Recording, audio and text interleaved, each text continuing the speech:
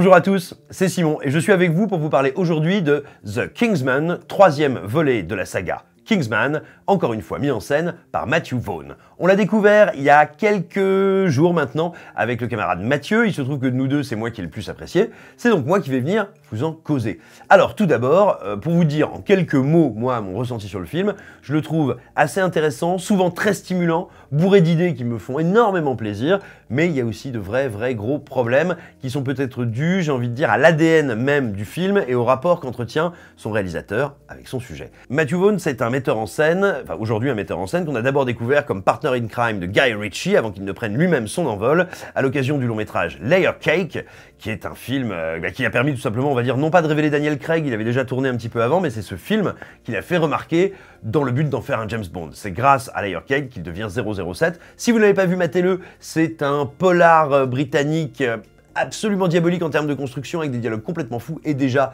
des idées de mise en scène canonissime. Et puis ensuite, Matthew Vaughn, il s'est vraiment imposé comme un, on va dire, des plus beaux, des plus passionnants artisans de la pop culture contemporaine, tout simplement parce qu'il la tient en très haute estime, que c'est un technicien assez brillant, que c'est quelqu'un qui s'intéresse tout le temps à la mise en scène. Comment raconter par l'image, comment nous proposer des choses que nous n'avons pas déjà vues et être extrêmement ludique.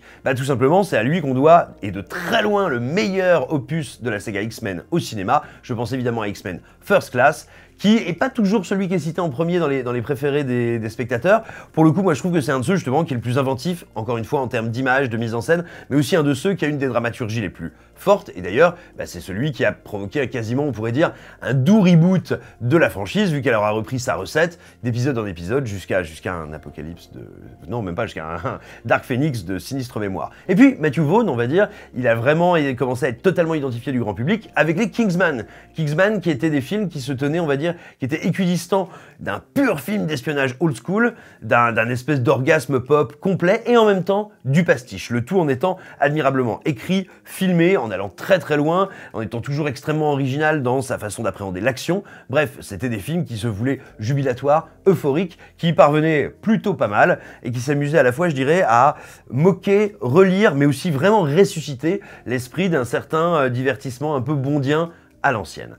Du coup, on était curieux de voir ce nouvel opus parce que ça n'est pas exactement une suite, ça n'est pas Kingsman 3, d'ailleurs ça s'appelle The Kingsman Première Mission, c'est une origin story qui va nous ramener à l'époque où s'est créée cette fameuse agence d'agents secrets, c'est-à-dire pendant la Première Guerre mondiale. Le film va donc tout simplement nous raconter comment le premier conflit mondial a été le terreau meuble dans lequel cette agence étrange s'est créée et tout simplement comment on en est arrivé au film et au récit que nous connaissons. Et donc du coup, on est sur un genre qui n'a plus rien à voir avec les deux longs métrages précédents, on n'est plus dans une James Bonderie, pas du tout, on est dans un mélange de films de guerre, mais aussi de grands films d'aventure. C'est très clairement l'ambition de Matthew Vaughn et on sent que, en gros, il a décidé d'aller du côté de L'homme qui voulut être roi, qui est un des grands chefs-d'œuvre de l'histoire du cinéma, dans lequel Michael Caine et Sean Connery sont absolument géniaux, qui était mis en scène par John Huston. Si vous n'avez pas vu, foncez le voir, c'est un des grands chefs-d'œuvre du cinéma d'aventure. Et clairement, c'est son modèle. Il a envie de s'attacher à ce type de personnages, à ce type de héros qui ont des idéaux, des ambitions, mais aussi, j'ai envie de dire, des qualités, mais des défauts, des veuleries terribles et qui vont être emportés dans leur époque, dans l'histoire. Alors, c'est une ambition assez excitante, c'est aussi une ambition intéressante parce qu'elle renouvelle complètement le style, le ton et logiquement la direction artistique de par l'époque, mais encore une fois, de par les thèmes qui sont abordés, de ce qu'on avait vu avant dans la saga Kingsman. Ça, c'est plutôt excitant. Mais c'est là où on se retrouve avec plusieurs problèmes. Tout d'abord, alors certes, c'est pas la première fois que Matthew Vaughn s'intéresse, on va dire, à une période historique passée, c'était le cas dans X-Men First Class, mais on va dire celle-ci, elle a plusieurs particularités. Déjà, quand vous traitez les années 60-70 en délirant un petit peu, c'est moins contraignant quand vous traitez quelque chose comme le début du XXe siècle, la Première Guerre mondiale, qui réclame non seulement plus de reconstitution, mais dans le cas de la Première Guerre mondiale, qui, on va dire, a un poids mémoriel, symbolique, très fort. Et on sent que là, Vaughn, il est embêté parce que déjà, premièrement, comme il veut traverser tout le conflit pour raconter son histoire, il est obligé de faire un peu de cours d'histoire, justement. Et on sent qu'il n'est pas super à l'aise là-dessus, qu'il n'est pas alerte comme d'habitude. Ça se sent dès son ouverture. Sa scène d'introduction, elle est, ça me fait du mal de le dire, mais elle est d'une indigence aussi bien technique, dramaturgique, scénographique. C'est lourd, c'est pompeux, c'est pas très beau. Tout nous est expliqué à la truelle. Et donc du coup, il se retrouve, voilà, à la fois devoir poser énormément de nouveaux personnages, énormément de nouveaux conflits et de nouveaux enjeux, le tout dans le cadre d'une guerre mondiale. On sent qu'il panouille vraiment et les 30-40 premières minutes, elles sont durailles, quoi. Vraiment, on se demande un peu où est passé notre Matthew Vaughn, on a peur que le film ne décolle jamais, on sent qu'il essaye d'installer tous ses pions, mais il en a beaucoup trop à installer, et il le fait parfois beaucoup trop en détail. Par exemple, si vous connaissez un peu l'histoire de la Première Guerre mondiale, vous savez qu'elle est déclenchée par un attentat, par le meurtre de l'archiduc Ferdinand. Et bah donc il va nous le raconter, mais à sa manière, parce que bien sûr l'idée c'est pas juste de faire un film sur la Première Guerre mondiale, c'est de la relire. Et donc du coup il nous raconte à la fois, on va dire, ce qu'on connaît dans l'histoire, l'attentat originel, mais il va amener là-dessus un twist, qui va amener une paire de nouvelles scènes, pour quand même arriver à l'attentat final qui va initier la Première Guerre mondiale. Et il y a beaucoup de séquences comme ça, où il nous montre ce que l'histoire nous a, on va dire, enseigné, ce qu'on sait qui est avéré, et il nous montre comment lui va le détourner. C'est rigolo une fois, c'est passable deux fois, mais en fait, très rapidement, on se retrouve dans une situation où souvent, c'est un processus, un procédé très lourd, qui délaye un peu la sauce narrativement, qui fait que des trucs qui sont finalement, j'ai envie de dire, de grands événements historiques, mais de petites charnières narratives dans son film, prennent beaucoup de place, et donc ça s'étend, c'est long, c'est long. De même, même si on le sent passionné par son décor, ou plutôt ses multiples décors, à savoir l'Europe, et une Europe qui est à feu et à sang, qui est en train en fait de perdre tous ses idéaux, de se fourvoyer, et littéralement de s'auto-mutiler, pour ne pas dire s'entretuer, ça on sent que ça l'intéresse. Il y a des plans, je pense notamment à un plan de transition, où il montre comment un paysage français va devenir, en quelques mois, en quelques semaines, eh bien, le fameux théâtre de la guerre des tranchées qu'on connaît. Il y a comme ça des idées de mise en scène à la fois, je dirais, évidentes, simples et très spectaculaires qui fonctionnent, mais il y a un vrai souci de ton parce que à la fois il a toujours envie d'avoir cet humour un peu corrosif, un peu acide, un peu bouffon, un peu sale gosse, et il apparaît ici et là, notamment quand il veut se moquer des puissants.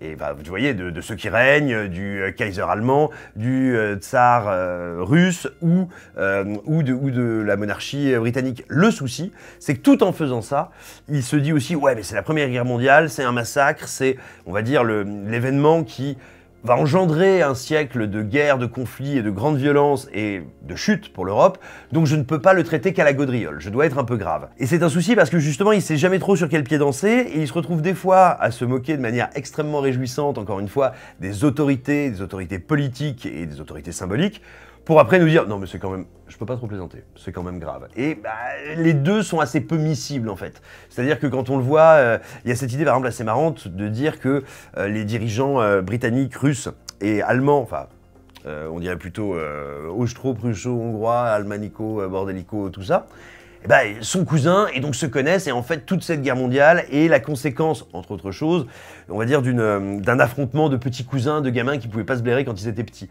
Et il y a des choses assez intéressantes là-dessus, justement à dire, à montrer sur comment l'Europe à un moment a été entraînée dans un espèce d'hubris de combat, un hubris nationaliste qui a précipité un conflit terrible.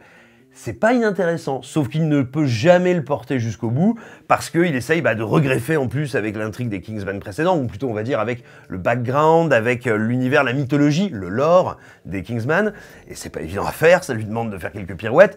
En plus de ça, oui, tout d'un coup il est rattrapé par la gravité des trucs qu'il décrit, donc il est obligé de dire genre, non mais attendez, c'est pas drôle, hein. C'est pas drôle, hein. Oh là là, je fais 2-3 scènes fun, ok, il y a 2-3 gadgets, il y a 2-3 idées, mais c'est quand même terrible. Et voilà, cette espèce de jonglerie entre plusieurs tonalités ne fonctionne pas à plein.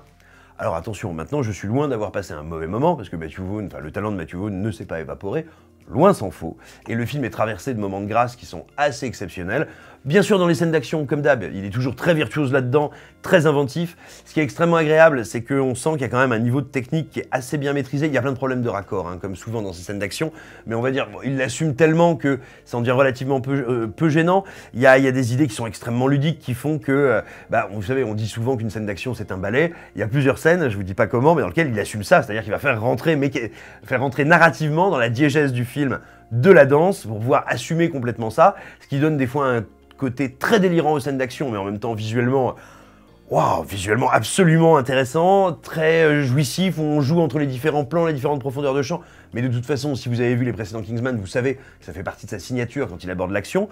Il est assez intéressant de voir, j'ai envie de dire, que il essaye pas de se surcaricaturer, ce qui était la limite du deuxième Kingsman. Moi j'adore le deuxième Kingsman, je le trouve fou, je le trouve hallucinant et hallucinogène. Néanmoins, on sentait qu'il était un peu coincé par l'idée de toujours vouloir en faire trop, et qu'à la fin, on terminait sur les rotules sans être sûr toujours d'avoir vu un truc. Est-ce que c'était juste génial parce que c'était too much, ou est-ce que c'était génial parce qu'il y avait vraiment des idées dingos? Voilà, là, comme il est dans un univers plus posé, il réfléchit un peu différemment à la construction de ses plans, à la construction de ses cadres, et ça devient ludique d'une autre manière. Donc vraiment, les scènes d'action, les scènes spectaculaires sont toutes, me semble-t-il, très très réussies. Vraiment, je trouve qu'il y a des ruptures de ton qui sont très intéressantes dedans. Il y a notamment, vous allez voir, il y a un personnage qui est joué par Harris Dickinson, qui est vraiment le jeune premier imblairable. Vous l'avez vu si vous avez regardé les bandes annonces. Il joue le fils de Ralph Fiennes. Et il est mou, il est pas charismatique, il est juste là pour être beau. Enfin voilà, le pauvre vieux, c'est un morceau de savon. Et en fait, le film va jouer de ça de manière très intelligente et utiliser ce personnage dans une séquence pivot qui va modifier un peu tout le reste du film, qui est très très plaisante. Voilà, le film ose des ruptures de ton intéressantes. Mais maintenant, même des fois dans ces ruptures de ton, d'ailleurs, il y a des soucis on va dire des problématiques qui existaient déjà dans la saga qui deviennent apparentes. Par exemple, et ça avait été reproché notamment au premier Kingsman, le film a toujours un peu oscillé entre la violence c'est mal, le terrorisme c'est mal, l'horreur c'est affreux, mais en même temps, qu'est-ce qu'on va se marrer à regarder des méchants avec des têtes qui explosent et à tout faire péter dans tous les sens et à éviscérer des bad guys. Ce qui est pas gênant quand vous êtes justement dans un univers de franche gaudriole et dans quelque chose d'un peu déréalisé, on peut tout à fait accepter ce genre de grand écart, mais quand tout d'un coup vous êtes en train de dire, pendant tout le film, la Première Guerre mondiale est une boucherie, et que tout d'un coup, au milieu d'une séquence de tranchées, vous faites « Ok, maintenant on va faire des espèces d'Allemands à moitié ninja avec des lames qui sortent des bras !» Et la séquence, c'est une séquence de combat de nuit, elle est mortelle, absolument mortelle, elle est super bien découpée, super bien montée, il y a des idées de photos, et encore une fois, de composition des plans. J'ai envie de vous dire, en une scène, il met à l'amende 1917 de Sam Mendes, désolé 1917, et j'aime beaucoup 1917. Bref, il y a un problème de ton, c'est-à-dire que vous pouvez difficilement dire « Ouais, c'est une boucherie, c'est affreux, faisons une minute de silence. » Après avoir massacré tous les gars. Voilà, et voilà, ça coince un peu dans celui-là, c'est un problème. Après, il y a tous ces soucis-là, effectivement, il y a des problèmes de rythme, mais moi, je dois avouer que je suis quand même très sensible à cette vague aventureuse qu'est le film. Cette grande vague d'aller vers de l'épique, vers quelque chose qui est de l'ordre de l'épopée. C'est pas pour rien que je vous parlais de l'homme qui voulut devenir roi. Il y a comme ça une volonté de consacrer, pas du tout, de confronter ces héros à, encore une fois, leurs désirs, leurs ambitions, comment parfois elles sont détruites, comment elles sont broyées par la violence du monde qu'ils habitent. Et ça, c'est vraiment intéressant, c'est vraiment prenant. Par exemple, le personnage de Ralph Fiennes, qui, comme d'hab, il est excellent. Ralph Fiennes, je pense, on pourrait lui tirer dessus avec du gros sel pendant qu'il déclame Shakespeare, ce serait encore intéressant, quoi. C'est invraisemblable. Bref, il est très très très très bon. À ses côtés, il y a Gemma Arterton, qui est excellente comme d'habitude. On retrouve aussi, mon dieu, je vais y arriver, Jim Ononsu, qui est très bien. Rhys Ifans, qui est parfait en Rasputin. Et voilà, il y a comme ça une volonté, très pulp, très serial, de rejouer des personnages qui sont devenus un peu des légendes, bien au-delà des simples notions historiques. Ça, c'est vraiment très marrant, très ludique. Avoir comme ça une assemblée de méchants totalement bondienne, là, pour le coup, mais où on retrouve donc Rasputin, mais aussi Mata Hari, quelques autres personnages historiques que je vous laisse découvrir. Bref, confronter ça à quelque chose qui est de l'ordre de la grande épopée, c'est assez excitant. C'est assez excitant, comme je vous le disais, de voir que notre héros un peu en sous-main, Ralph Fiennes, a eu un vrai volet tragique dans son développement. C'est très plaisant. Donc voilà, je suis loin de trouver le film mauvais, je suis très loin de trouver le film raté. J'ai le sentiment que pour le coup, là, Matthew Vaughn s'est frotté à quelque chose.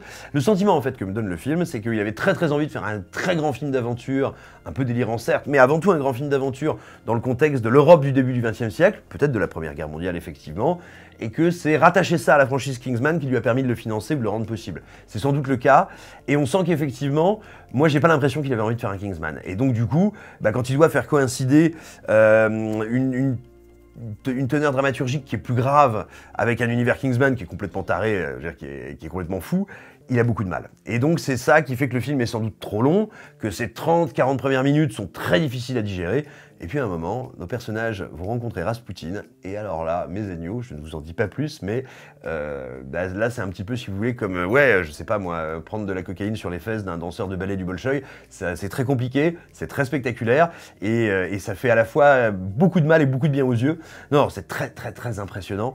Il y a comme ça plusieurs scènes qui sont ce qu'on appelle des morceaux de bravoure, et qui, j'espère, en tout cas, vont vous rester un peu en tête. Le film a également, à mon sens, j'ai envie de dire une grande politesse, c'est que son meilleur moment, c'est son climax, c'est ces 20 dernières minutes, où là, effectivement, bah oui, on rejoint quelque chose de pré-Indiana Jones, un peu aussi film d'aventure, de guerre, où tous ces personnages se rassemblent et vont partir en cacahuète comme il faut, dans un décor qui est assez canon, encore une fois.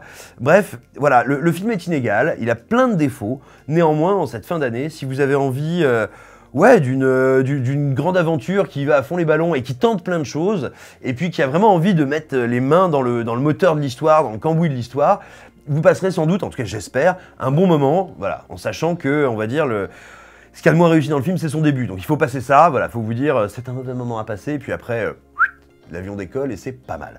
Voilà, j'espère que cette vidéo vous aura plu, qu'elle vous aura donné envie d'aller lire la critique écrite, où on va rentrer un petit peu plus dans le détail, bien sûr, comme d'hab, que vous la trouverez évidemment géniale, que ça vous donnera envie de vous abonner à cette chaîne, de taper sur la cloche, mais aussi de devenir membre premium de la communauté Écran Large. Comment faire? C'est aussi en description de cette vidéo. On espère que vous allez bien, que l'année se termine le mieux possible, que vous êtes entouré de gens qui vous aiment et que vous aimez, et que sinon vous êtes entouré de nourriture et d'alcool, et puis sinon vous n'êtes pas entouré du tout, mais que ça va, et puis si c'est rien de tout ça, c'est rien de tout ça, foutez-moi la paix, j'ai rien demandé, c'est pas ma faute. Je vous embrasse, j'espère que ça va.